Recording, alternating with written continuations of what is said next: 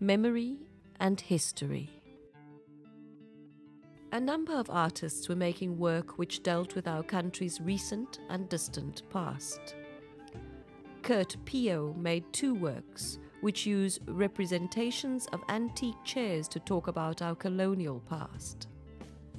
What is fascinating about this work is how he reflects the complexity and development of history in the process he uses to make his work, either adding layers or removing them to build up an image of our colonial past as representing chairs from the Iziko collection made in different periods of colonial rule, that is, the British era and the Dutch-French colonial eras.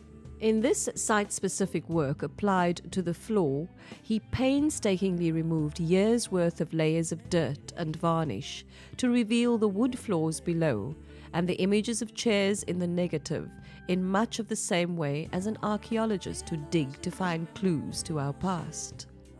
Our more recent apartheid past is engaged with by two artists who work with creating memorials to the past or ways in which we forget the past by removing memorials.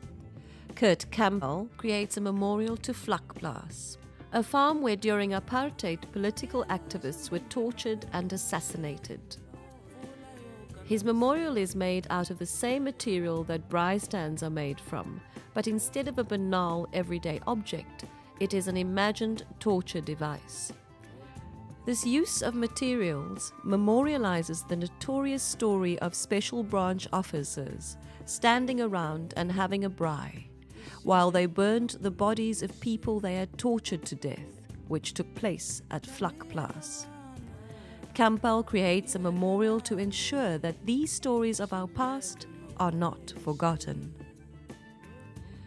Jonathan Kane creates a work which engages with our active process of forgetting. In his case, he memorializes places that were originally named after Hendrik Verwoerd, the architect of apartheid, and renamed in the post-apartheid era. This body of work originally started as a documentary project to photograph busts of Verwoerd that had been removed from public spaces and stored away in archives. The curatorial team asked him to work with the spaces of the cabinets, which are very reminiscent of the bureaucratic spaces of the archive and government offices, and he made this work which speaks powerfully about how the past can't be erased even if it is hidden in archives or renamed.